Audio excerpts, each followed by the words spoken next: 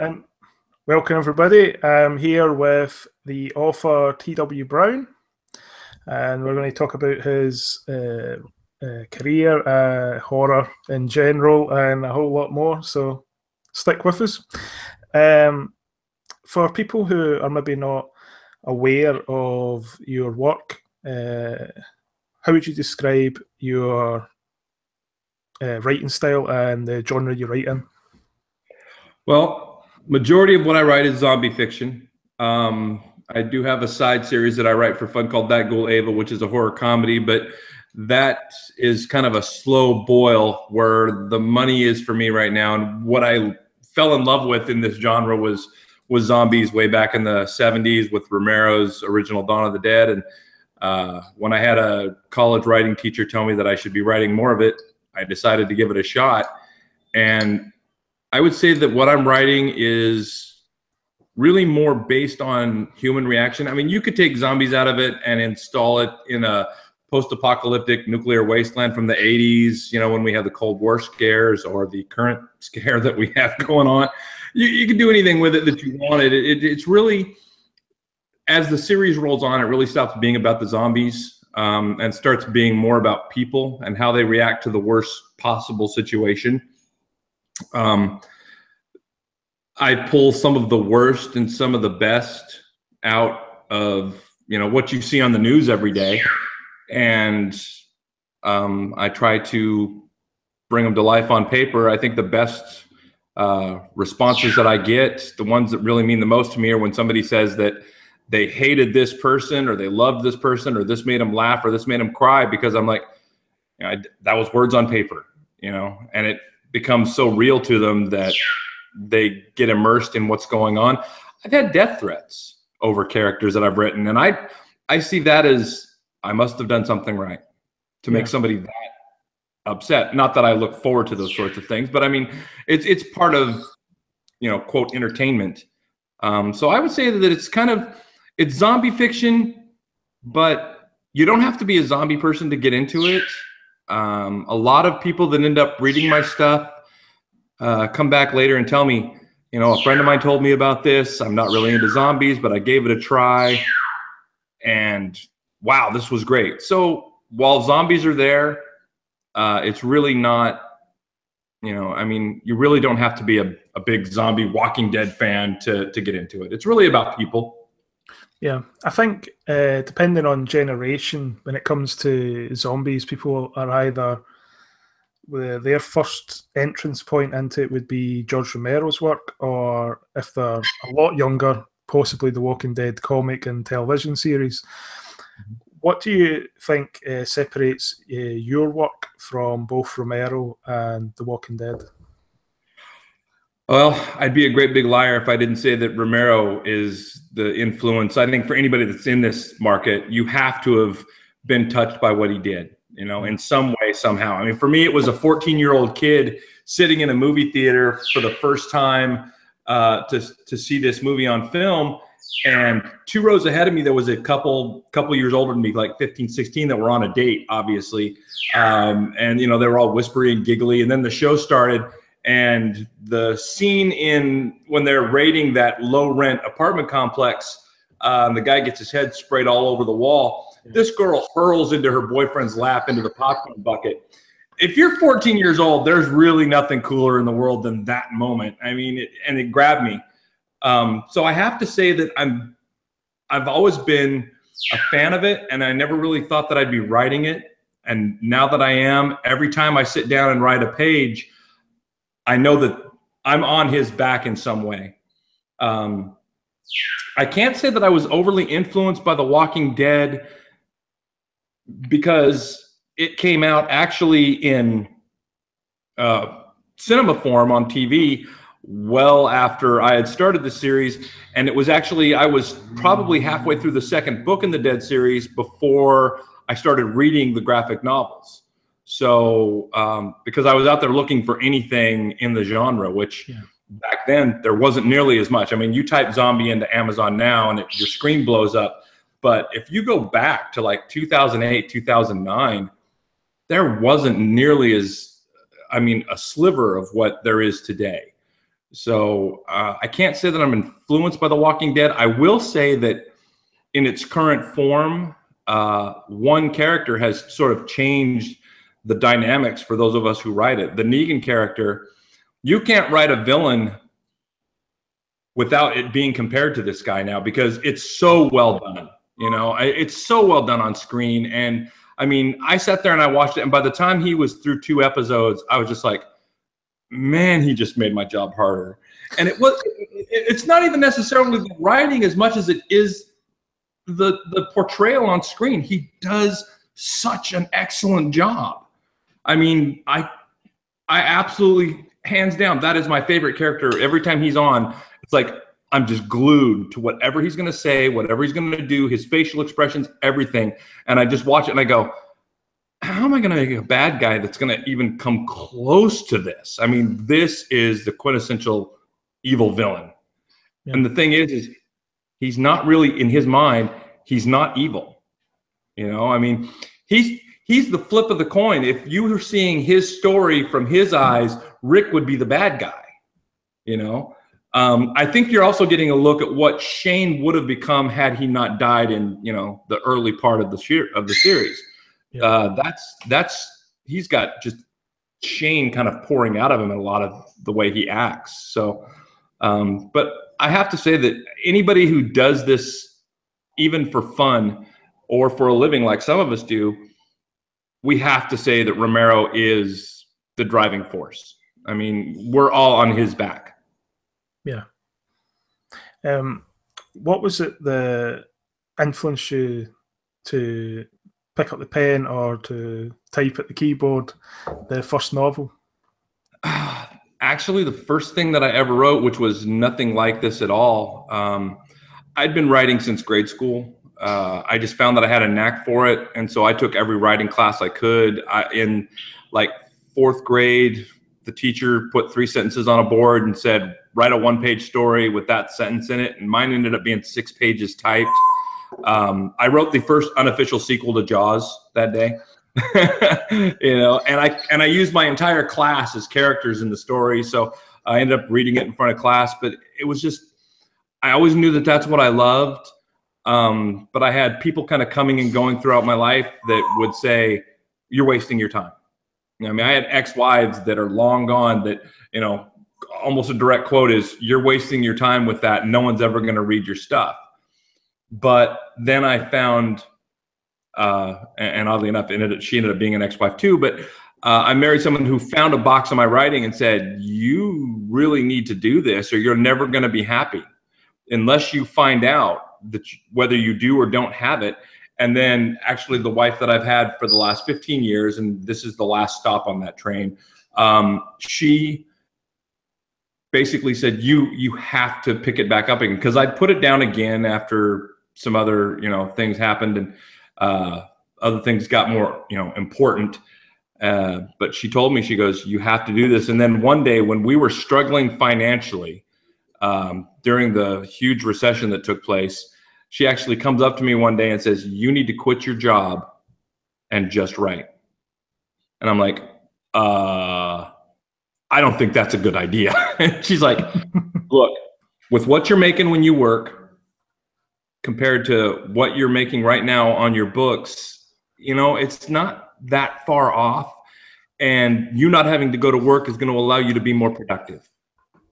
And she basically put her foot down. She said, quit your job and write. And that was in April of 2012. And I've been doing this ever since. And yeah. I love it. Was your first book that you completed, because as a writer myself, I know you sometimes start a novel that ends up about a third of the way through and gets shelved. Was the first book you completed the first book in your Zomblog series? No, it was not. It was actually the one that I started years ago, oddly enough, inspired while I was watching the Rodney King riots on television at home. And I wrote a book that had come to me even years earlier called Dakota. And it's about a guy in modern the modern era that gets thrown back in time to 1861 at the start of the Civil War. And he and his partner are trapped in South Carolina, and his partner is black, which is a bad place to be. And that was going to be when I was going to be a serious writer. And every once in a while, I get an email from somebody who's read Dakota, and they're like, "When's the next book going to come out?" And I'm like, "Pretty soon." And then I just never can get to it. So Dakota was actually the first book that I ever wrote that was ever published. And then oddly enough, Zomblog was a writing exercise that was being compiled and kind of posted up online as a blog post for fun. And it started getting a bit of a readership. And then I got an offer to be published. And then right before publication, they came at me and said, "Hey, we want to change the contract," which basically meant they wanted more money and I would get less money. And I had never intended on compiling and publishing Zomblog anyway. So I told them no. And that was the end of that deal. And then that year for Christmas in 2009, my wife presented me with that as my Christmas present, the paperback version of it. She is an accountant and a business. She's got an MBA in business, and she created a company and published my first book under our label. And so we've got our own private little label, and she's, she does all the putting it together stuff. I just write. I tell her, I said, "Look, my job is just to be creative and write and sit over in the corner and try to look pretty. You do all the important stuff. You're smart. You know how to market. You know how to, set up the financial side of things." And so she did, and Zomblog came out. But like I said, that was a Christmas present in 2009. And in November of 2011 is when it took off, and had a weekend where it did 10,000 units over the course of a weekend. They were free, so I didn't see a penny from it, but that started the waterfall in all the other books. And the Zomblog series started gaining traction, and then the Dead series started gaining traction, and then the Dead series just took off, and Zomblog just fell by the wayside. But Dead went nuts. And I still, to this day, I look at my numbers, and I look at numbers from a couple years ago, and I'm blown away by it. I still can't believe that many people are reading my things, Yeah. Is that something you would recommend to a new writer, to do putting your book out for free for a certain period of time? A few years ago, that was a good marketing tool if you had more than one book. Yeah. If that's your only book, it's a terrible tool because you're not going to get a penny from it. But the problem that happened is that it became so pervasive that people's Kindles are now full of hundreds of free books, and they don't think anything of it because they didn't pay anything for it, so it doesn't hold any value. So I tell people now, never price yourself below 99 cents, and have yourself a 99-cent sale every once in a while, but keep your book priced at $2.99, because as an indie, obviously we're not going to be charging Stephen King $15 and $18 and $20 a ebook. That's insane for a book that has no overhead, no production cost. So no one's going to buy your book if you price it at that point. But I have found that the sweet spot for indies is anywhere between $2.99 and $4.99. Oddly enough, $5.99 is a breaking point. People start sort of drifting away at that point. So, and that took a couple of years to sort of figure out what the market, and that's where my wife came into play, is figuring out what the market would bear and what people saw as a reasonable price, which, you can get some of those books out there, and they're only, and I say only, but they're only 50 or 60,000 words. So you're talking about maybe a day or two of reading, which of course was, several weeks to a few months of a person's life putting it together. But all the Dead books are over 100,000 words. They're sizable. They've got some, they've got some depth to them.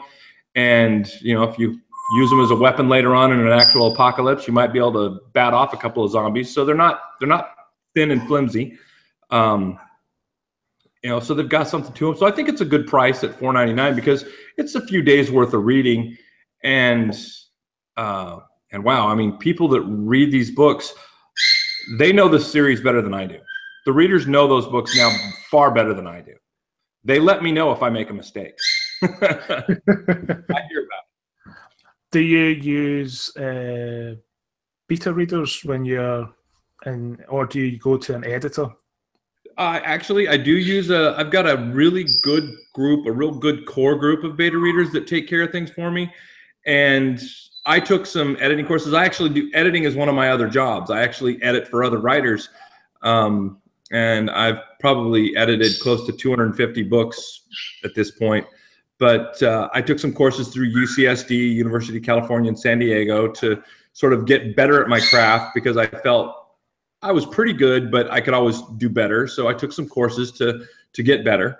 But I send it out to beta readers, and I've got a couple of, they call themselves grammar Nazis, although I don't know if they'll be calling themselves anymore. That phrase is becoming a little bit hot right now. So they're my grammar police, we'll say.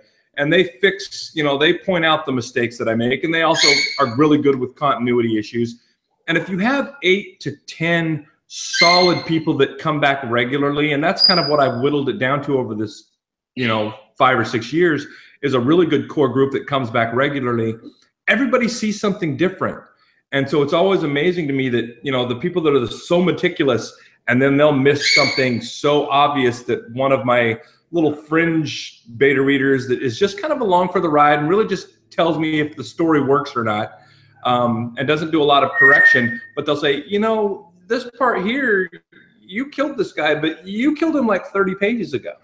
And I was like, good thing to find. I will fix that, So, but I have a really good beta team, and everything that I write, I read out loud first. And my wife actually gets a chair and she pulls up, and the dogs gather around, and I've got 2 African gray parrots, so they usually sit there and listen. And I read it because hearing it out loud also lets you hear if a sentence is clunky, and have somebody else listen to your work. They kind of go, you've sort of used that word 8 or 10 times in the last 5 sentences. You may want to find a thesaurus and fix that. So it's really good to have it out loud, because you can hear how it flows a lot better than just looking at it on paper. It makes you slow down and absorb it. And that's how I fix it up before I send it off to my beta team. And it's worked for me so far. Yeah, definitely, especially with dialogue, reading it out loud, because it can look like it would work on the page, but the moment you read it out loud, you realize that there's just no flow to it at all. That is one of the problems that I've actually still have to struggle to correct, is because when I write, part of me, I've done proper writing before, and that's kind of where I got my start. And so using contractions like don't and can't and shouldn't, I have a lot of do nots and could nots and should nots that make a sentence sound blocky. I've had people that have actually written reviews and say, do you know what a contraction is? And I'm like, oh, yes, I do. I will fix it. I promise I will fix it. And I'm trying to get better at it, but I still find myself, reverting back to the ways of, the teacher. I went to Catholic school for a couple of years, so I had a, teacher with a ruler. So whack, do not use that word. That's a contraction. It's not proper. Okay, I'm sorry. So yeah, my issue is being Scottish. I tend to write all the dialogue in accents. So people, I get the messages I get are more like, we're not from Scotland. We don't know what the hell any of this means. The thing is, though, is if you use it in a context that people get it, because I love British comedies. Okay, that's that. I mean, I grew up as a child. Python was something that I would sneak out, into the living room and watch late at night, because when you're, 11 and 12 years old, that's the only place in the world that you ever saw real live floppy boobies bouncing around. So, Python was it. That was the thing, and Benny Hill. But then I fell in love with all sorts of, Red Dwarf and Ideal and all these things. So I learned a lot, and I thought I had a good grasp. And then I wrote a book in my Dead series centered in Leeds, England, and was fortunate enough to have a couple of locals as beta readers for it. And they're like, we don't say that. And so I had to fix it. But I thought I was spot on. I really did. I thought, you know what? I'm gonna show them. I've got their lingo down. And then it was like, no, that I've never said that word. I've never said that phrase in my life. So I fix it, but then I go back and read it and I go, you know what? In the context, I know what it says. So you know what? If you keep it in context, you'll actually educate people. And someone like me would scoop it up and go, oh, cool, I get to learn something, you know? So yeah, I think it's something that writers like Ian Rankin, who writes the Rebus books, he does really well, bringing a Scottish accent and tone to a book, whereas you do get a lot of writers who possibly do a little bit of overkill with that element into it, and it kind of just makes the story drag a little bit. Yeah, and it's always good to if you're reading outside your market, you know, I mean, you can learn a lot that way. I tell anybody that talks to me, what do I need to do to be a writer? And I tell them the first thing you need to do is read, and you need to read a lot. You know, I mean, granted, I don't get to read nowadays nearly as much as I'd like to, but I listen to audiobooks religiously, you know, because it keeps me sort of up what's popular, and it keeps my reading list short, because if you're not listening to other people's stories and hearing how they put something together, or hearing what worked for you or what didn't work for you, you're not going to grow, you know? So I always tell them that initially reading is really important. Once you get so busy that you don't have as much time, I would suggest continuing through Audible or some method like that. Or if you can take the time, because my problem is now is if I lay down in bed with a book, I might get through a page before the book falls out of my hand and I'm cocked over sideways, unconscious. So it would take me years to finish a full length, you know, really good sized novel. But through Audible, I can get through one every couple of days. So yeah, that's definitely, audiobooks are a great resource, I find.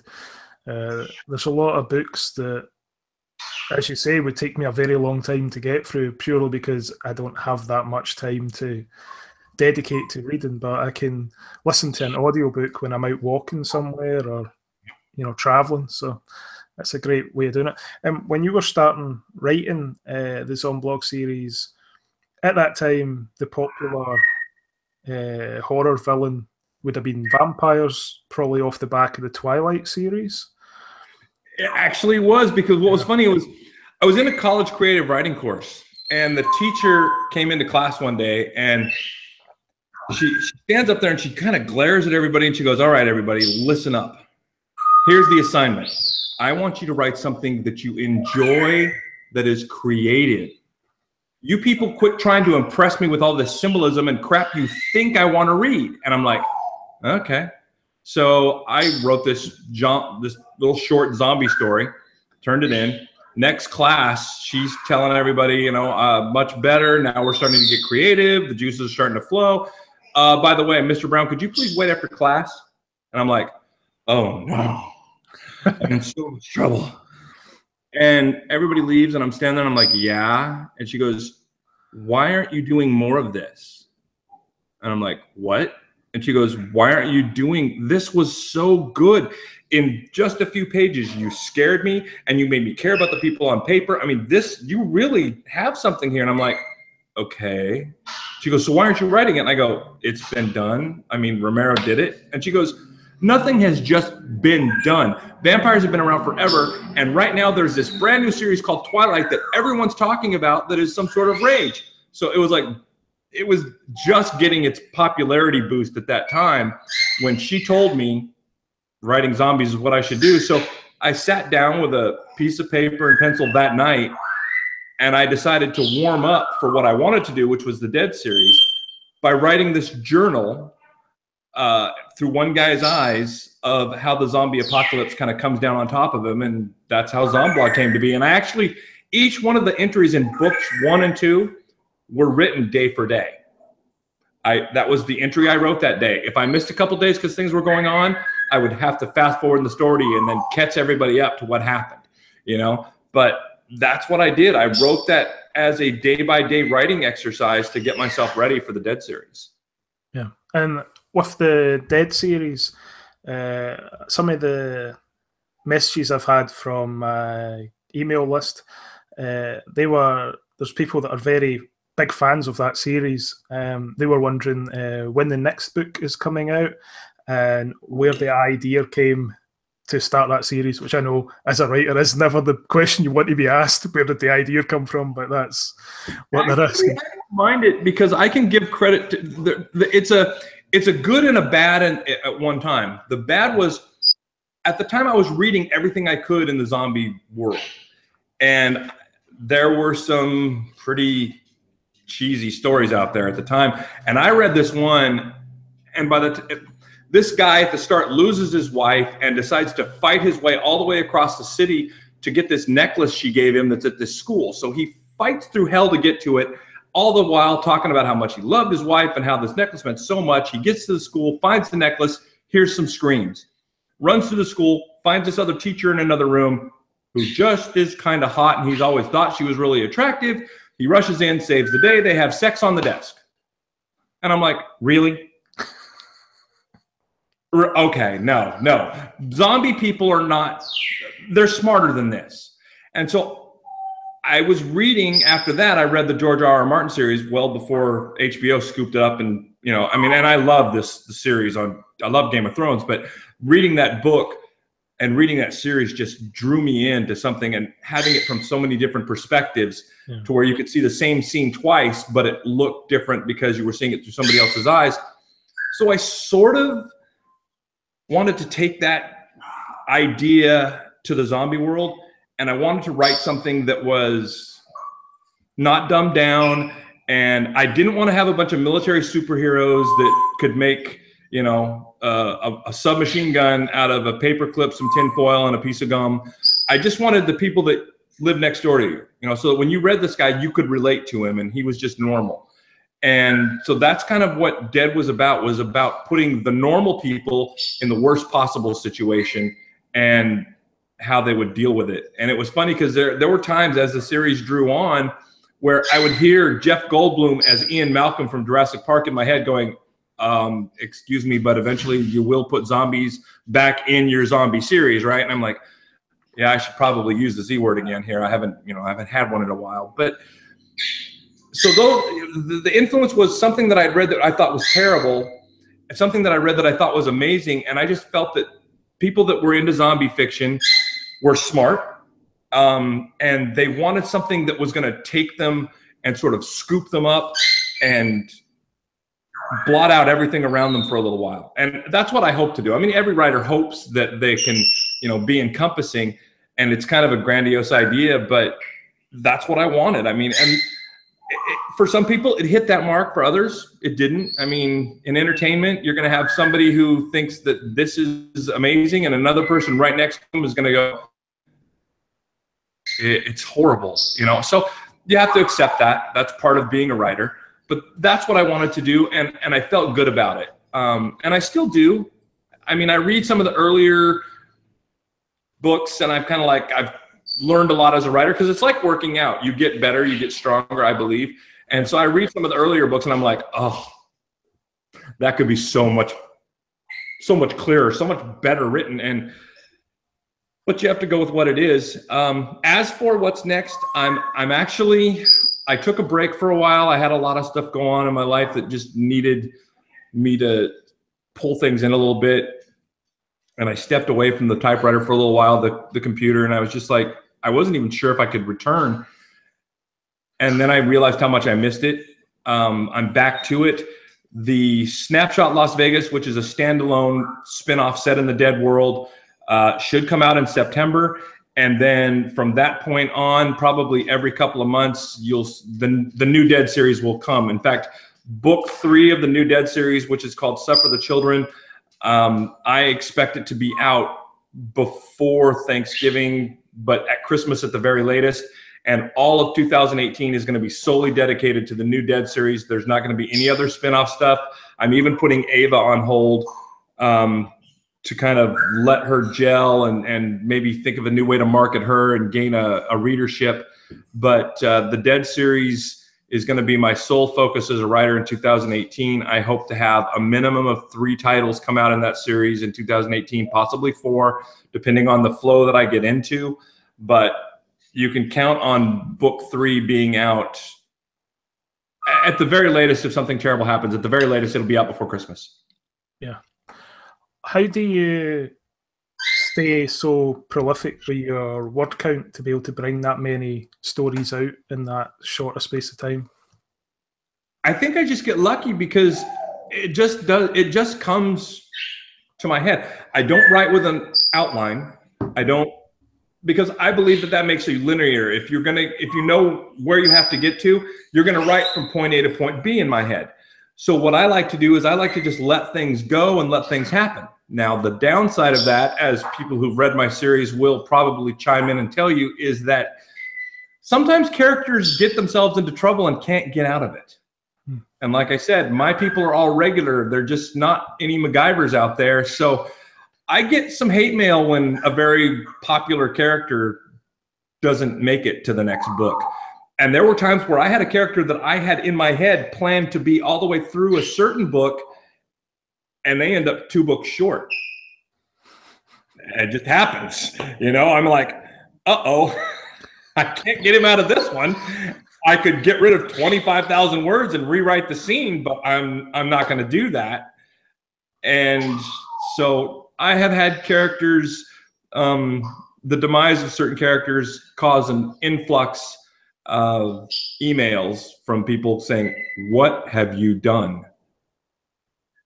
And what I try to tell them back is, "Did you expect it?" And they're like, "No, this is a main character." And I'm like, "Well, now you'll be afraid next time somebody else gets in trouble." Because the other thing I hate is I hate reading something and by 3 or 4 pages in, know who's going to live, who's going to die, and what the final outcome is going to be and who the bad guy is. I hate that. I like to be surprised. I like to be on the edge of my seat. If they're in trouble, I don't want to think, well, there's still 60 or 70 pages left. They're fine. I don't want to do that. And so people that read my stuff will learn very quickly, don't get attached because nobody is safe. And it's fun. It's fun to write that way. You know, I mean, it can be a challenge because, like I said, I had a character that cashed out 2 books earlier than I intended. I wasn't ready to pick up a storyline with the character that was supposed to take over, but I had no choice. You know, I had to, you know, buckle down and figure out how to make this guy become the next main character. And it was not easy, but it's fun. And I do like a challenge. Yeah. Yeah, I tend to have a dramatic pivot point in the story 3/4 of the way through in mind. And there's a working towards that aspect, but not knowing what comes next or how to get out of it. That's just, I like to write myself into a corner because that's when I feel like I'm most creative. Yeah, isn't it fun? And that's what I found is I have found that especially if something's happening, the words just fly. And all of a sudden, and see, the other thing is when I write, I have my own little version of OCD. So I write in 500-word blocks. So when I reach 500 or 1,000 or any, you know, multiple thereof, I stop. So I'll walk away in the middle of a sentence, and that'll be the time that I'll take the dogs outside, or I'll get on the treadmill, or you know, vacuum or do something. But I walk away at that marker. But my brain's always churning after that because I'll stop in the middle of a scene, and I have stopped mid-sentence to go do something and come back, and I'll be like, the whole time, I want to get back and I want to write. And so I think that's part of what really helps me keep my word count moving. And I think it helps keep things creative. And like I said, I mean, the zombie kind of falls out of the story a bit for me because there's only so many times you can write about somebody being ripped apart. I mean, after a while, that's kind of an old, used up, tired sort of scene, and people are like, okay, oh good, someone's being ripped apart again, I can flip forward a page or 2. You're just trying to find new adjectives to describe somebody being ripped. I mean, how many ways can you say red? I mean, blood can only be described so many ways, so it gets old.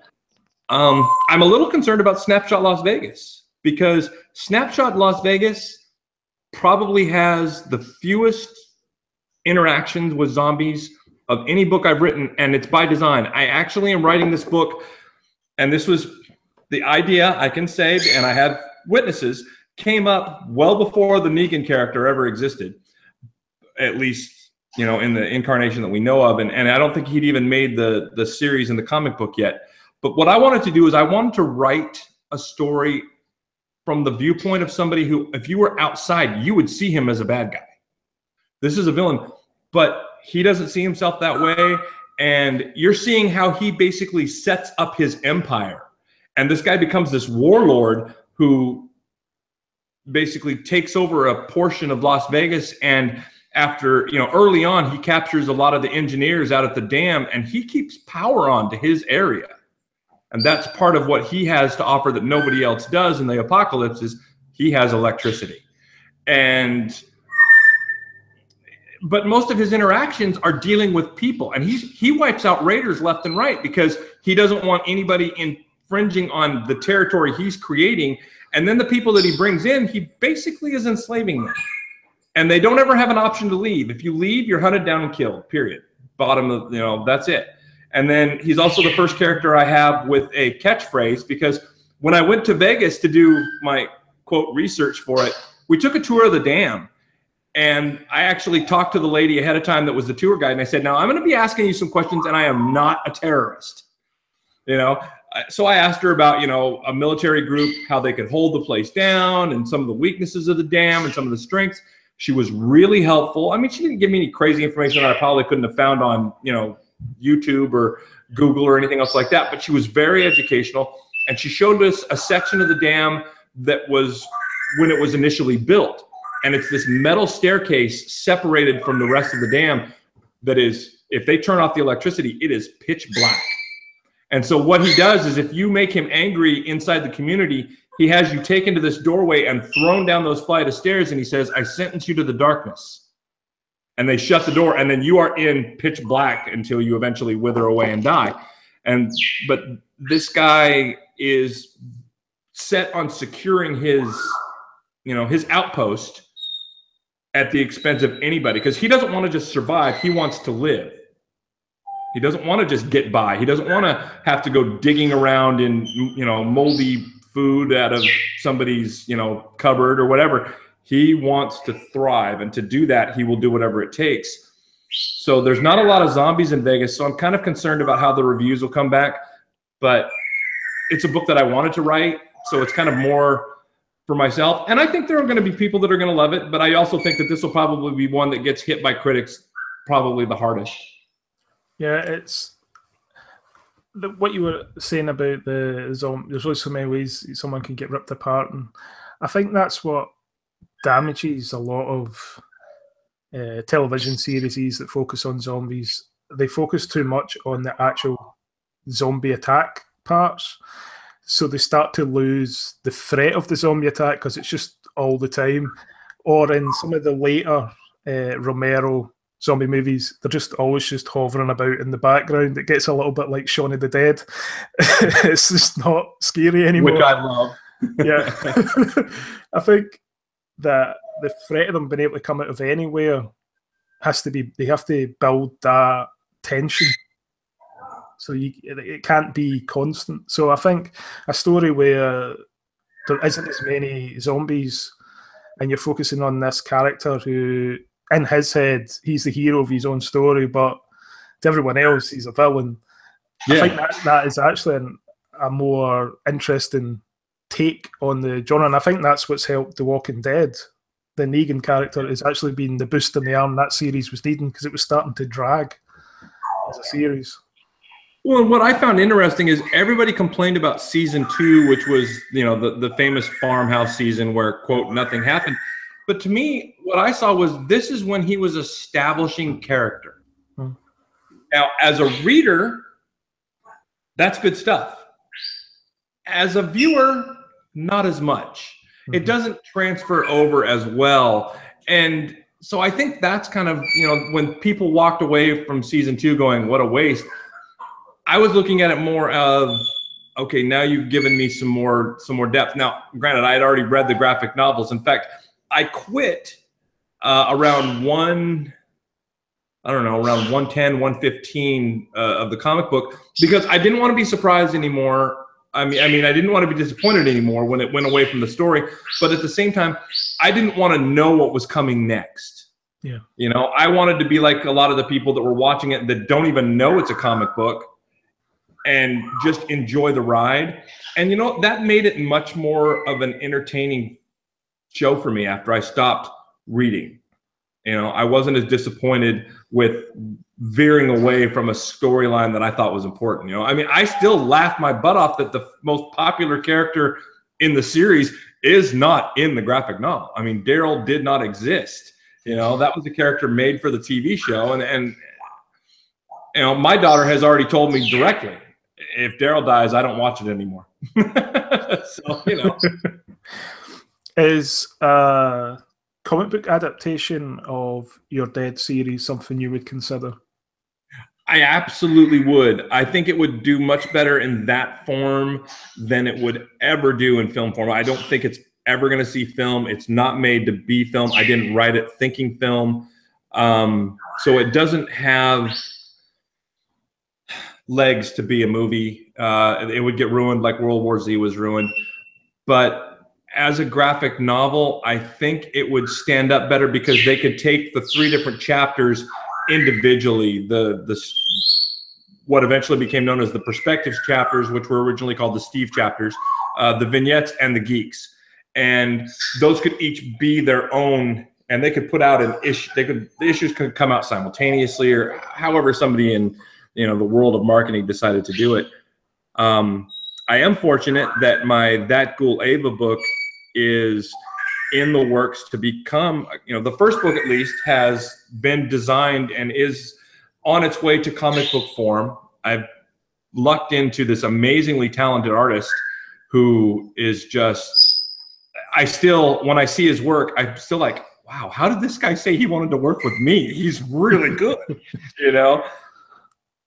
And the thing is what's nice is he's super busy. So Ava just kind of gets worked on when he can in between projects. And that's kind of the thing that's the other thing that I try to tell writers is don't get anxious. I mean, time has a whole different meaning in this environment. So where you think something's taking a long time, for that person, it's been a blink, I mean, that's just the way it is. And so I'm with somebody who is taking it as it goes, and we touch base every once in a while and lets me know what's going on, and hopefully either by the end of this year or early next year, I'm going to see one of my pieces turned into a comic book, which is really exciting for me. But I think Dead would form well as a comic book. The snapshot certainly would, because those are all standalone stories. And when I write them with the idea that you don't have to have had read the actual Dead series to understand it. Yeah. But I will hide little Easter eggs in there for fans of the series to go, oh, I know what happened here, or oh, that guy, or that kind of thing. So that's kind of fun. But the snapshots, like I said, those are they're self-contained single stories, so they would conform really well as a comic book. Yeah, I know you don't write with an ending in mind, but do you have a certain number in mind for how many books are in your Dead series? With the original series, I made the mistake of going very, very public and saying it was going to be 12 books long. The problem that I ran into was that where I wanted it to end, I couldn't reach that point without this big fast forward. So from books 9 to 10, there's a 10-year gap. And I throw flashbacks in there so that people realize what happens and this and that and the other. But I had to jump 10 years. And I think I honestly will completely admit to the fact that I don't think it was the strongest. Some of the stories I felt really good about. Some of the stories I felt like they didn't get what they deserved, and that they suffered. I mean, I can be honest. And like I said, if anybody that writes thinks everything that comes off their fingertips is gold, then they're crazy. And I can look back at it now and go, I could have done this better, but I made the mistake of being very public and saying 12 books. And what made it worse was I'd seen people end a series and then bring the series back because their other adventures weren't selling like this one series would sell. So all of a sudden, a book that was 6 series long, and all of a sudden book 7 comes out, and you're like, well, I thought it was done in book 6, but and so after making it very public about mine being 12, I wasn't going to say oh, here's a book 13, here's a book 14. Book 12 is called Dead End. I made sure that there was nothing. Now, spin-offs is kind of where I've gone with it. I do the snapshots, which are individual books set in people's towns in the world that they know from the Dead series. So the mythology is the same. So they understand the mythology and what's going on. And this new Dead series, I'm not putting a number on. It could be 6 or it could be 40. I have no idea. I'm going to write this story until the main character gets in trouble and can't get out of it, because the main character, I'm not doing a 150 character book this time like the Dead series has, eventually became. It's one guy, and he has people around him and stuff, so there's sub characters as well. There's minors, but the minor characters, they can kind of come and go. But if the main guy, if Evan ever bites the dust, then that'll be the end of the series. That'll be the final scene. That'll be the last page, is Evan dying. Is there do you already have plans for a series that will come after the relaunched Dead series? Not right now. I'm really sort of enjoying where it's at. There's something that's started gelling over the last couple of months in my head, but I'm not even ready to put it to paper yet, and it has not a single zombie in it. It's not zombie fiction. It's different. It's not Ava. Ava is like I said, it's my horror comedy series, which I wrote Ava as a gift to one of my first ever fans. Her Twitter name was That Ghoul Ava. And I wrote for her birthday one year, I wrote a short story called That Ghoul Ava. And she wrote back saying, when is this going to be a book? And I was like, it's not. It was just a present. And she goes, oh, no. You have to write more of this. And I was like, really? And she has slowly carved out a following of very loyal fans that love her. So Ava is fun to write. I don't have a number on her. She could probably last about 20 books. By the way, the screams you keep hearing in the background are my parrot. My African gray keeps demanding my attention because she can hear my voice but can't see me. So that's what, if you're hearing screams on occasion, we're not torturing anyone in the basement. It's gray. But I do have, like I said, I have something in my head, but it's still well off in the distance, and I probably won't even put it to paper until, I don't know, 2 or 3 years down the line, most likely. Yeah. Something you mentioned earlier is you're running a Spartan race. Is it this weekend? Yes. This is the second leg of the Spartan trifecta.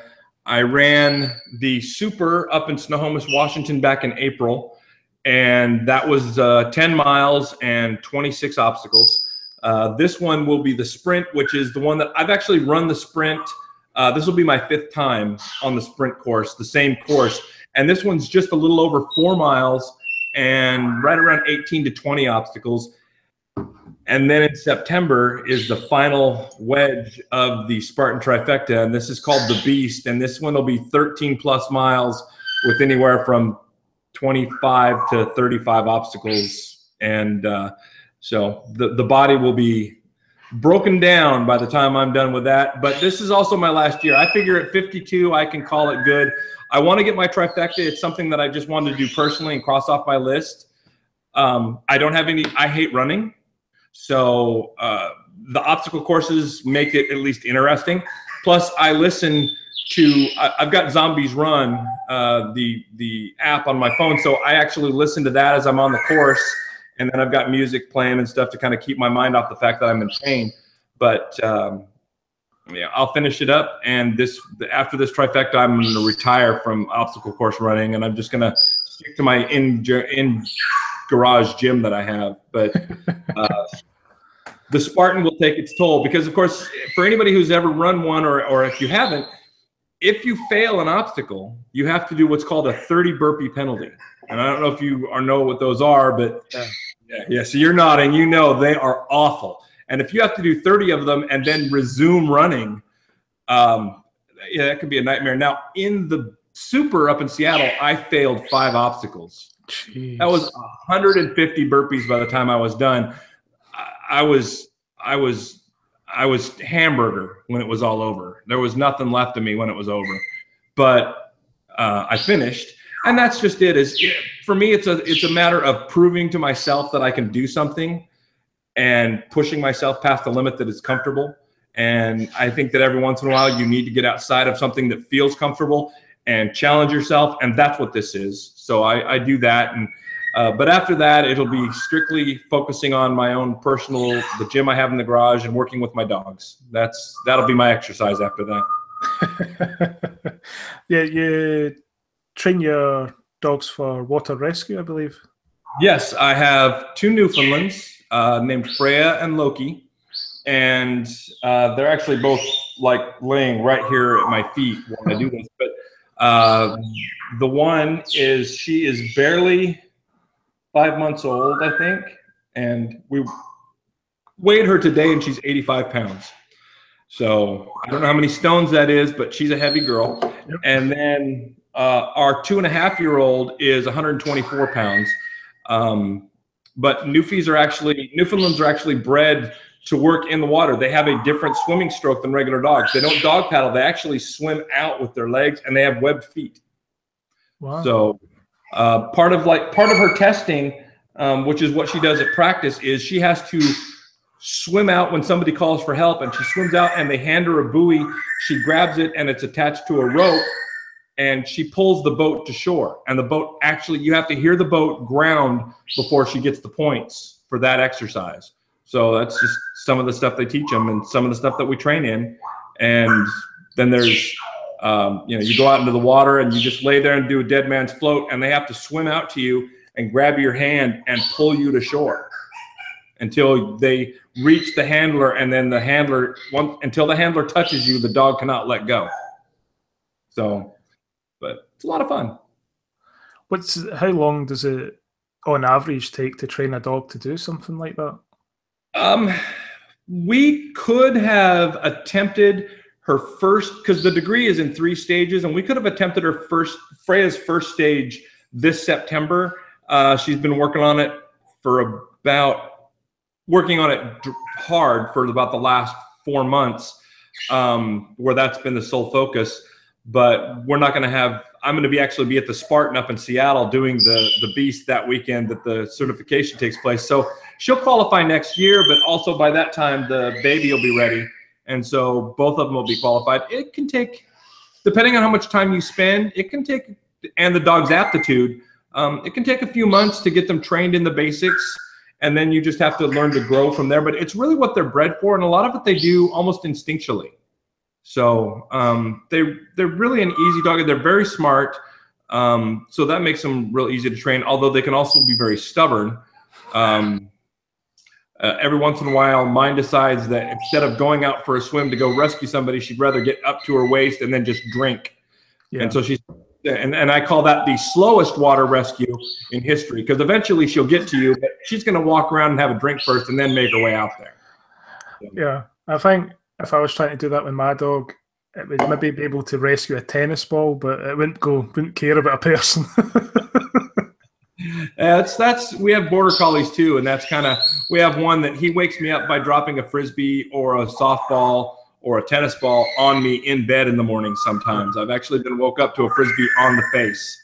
So, that's his focus. So he loves it. But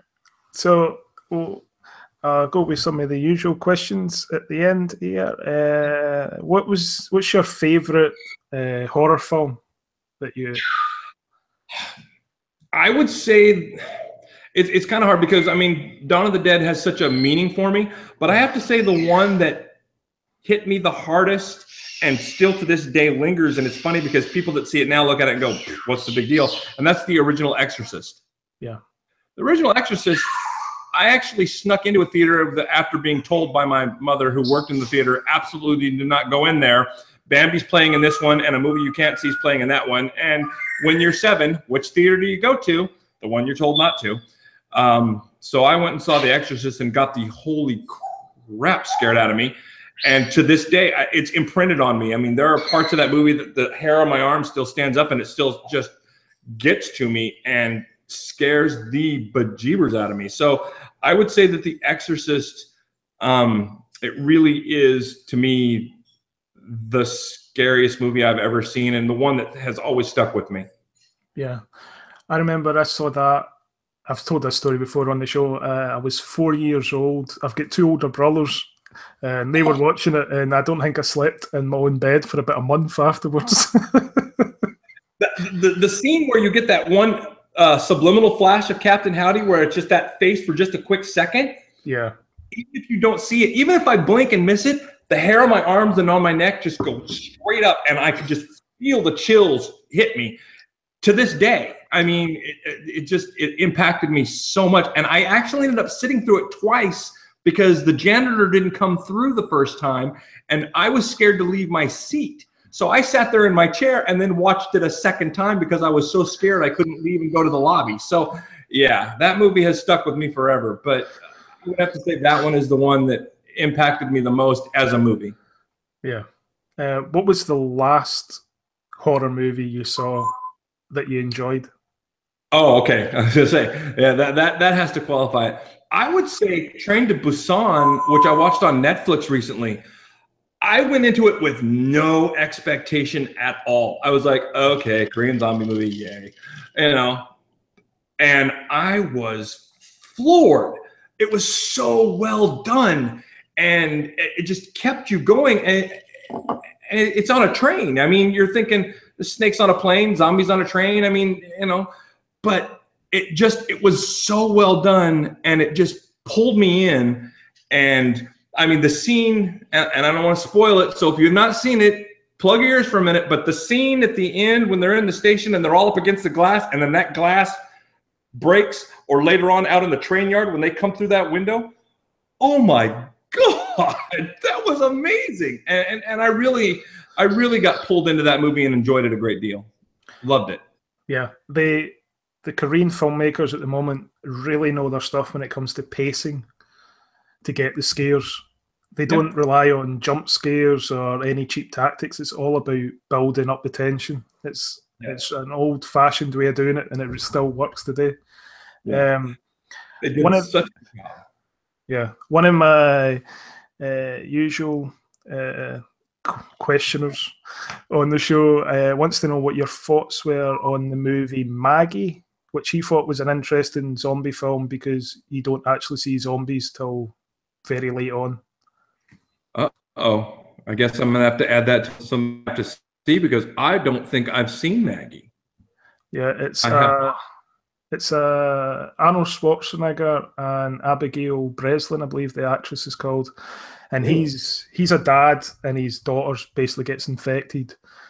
So it's her dying and then to become a zombie, and he gets to take her home from the hospital to have his last few days with her, and it's about him not wanting the police to come and get rid of the body, basically, when she becomes a zombie. Well, I know what I'll be laying in my recliner watching when I recover from Spartan race this weekend. I'll have to find that and put that on the screen, because that sounds wonderful. And you said Arnold Schwarzenegger, and I'm like, but you've described it and sold me, so now I have to watch it. For me, it was quite an interesting film. I actually took my wife to it. My wife hates horror films, but she actually quite enjoyed it because, weirdly, Arnold Schwarzenegger does a really good performance in it, where he gets really emotional towards the end of the film, which was quite That'll be good. Yeah. Because, honestly, I have not seen anything that's not a foreign film that I've been able to jump on and enjoy. There's one that's on Netflix, and it was made over, I believe, in Norway. And the title's escaping me at the moment, but it's the whole neighborhood kind of gets locked down, and they paste everybody. They cover everybody's doors. I think you know which one I'm talking about. Yeah. It was This Is Us or something like that. It was. See, I want to say Last of Us, but that's the video game on PlayStation, and so I know that's what I was confused with. But that one was one that I was like, well, that's pretty well done. But yeah, I'll have to look at Maggie because that sounds right up my alley. Yeah. It was an interesting take to make a horror film that you're not relying on any kind of cheap scares. They throw a couple of jump scare type moments in with other characters, but I think that's more a studio thing put on it. Basically, they made him do it. Yeah. They heard Jeff Goldblum too saying eventually you're gonna have a zombie in your zombie movie, right? Yeah. Oh, one of the viewers has asked the question. It's from Philip, who lives in Venice in Italy. He wants to know if you would do a snapshot set there. I want to do a snapshot in Italy because when I was in the Navy, I actually got to hit a few places. I hit Bari, I hit Naples because that's where we pull in. Got to go to Rome and a couple of other places that we went by train and saw. And so, yes, my plan when I return to snapshots is I want to do all 50 states. I don't know if I'll be able to, but my goal is to do one for every state. But I also, in between, I do overseas. So I've done Leeds, England, and I've got Tokyo, Japan on my board, which it's really only going to take a span of 2 days to wipe out Tokyo. Tokyo is just, they're done. And the Tokyo storyline actually gets filtered in through some of my other dead books. So you already know that it's going to go bad, and it's going to go bad quick. But I would love to do Italy. I had not thought of Venice with all the water, but I would love to do a snapshot over in Italy. So send me some pictures. They can email me if they find me. You know, I'm easy to find online. My email address is there, and that's most people send me their city and say, you know, take my city out, and they send me pictures and go, look at these places. These places are really neat. And I go, okay. And then I zoom in on Google Earth, and that's how I do places I've never been. As I use Google Earth, I get down onto the street level so that I can see through the eyes of the people as they're running and go, oh, that's a blind corner. They're in trouble, you know. And that helps me actually write the story. I actually click forward on the street as my people will be running, and then I'll go back and forth on my computer to the picture and then right, to the picture and then right, and then I'll move them forward again and something else will happen. And so it's kind of fun. So just tell them to send me some pictures of a place that they think would be well served by having the zombie apocalypse wipe them out. Yeah, and one of the good things about Venice is I've been there this year on vacation. A lot of the streets, which are basically alleyways down between these majestic buildings, all have the same name. So it's incredibly easy to get lost in that city if you're a tourist. Kind of like Georgia, with everything being named Peachtree and Peachtree Lane and Peachtree Avenue, you get into Atlanta and you're in trouble if you don't know where you're at. Yeah.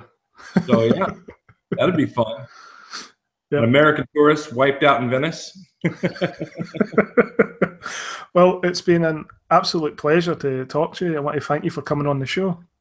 Oh, thanks for having me. I was thrilled to be asked, and if you ever want to revisit and go down this lane again or do a Halloween special, I'm your guy. I'm always available. I don't believe in saying no because I think it's the only way you can get out there and expose yourself to a wider audience is to just keep meeting more and more people. And so, I mean, we met 10 days ago? Yeah. So that was fantastic. So yeah, anytime. And it was a pleasure. Thank you for having me on. Yeah. And I'll definitely be cycling back for another episode at a later date. So, yes. Thanks. See ya. All right. Thank you.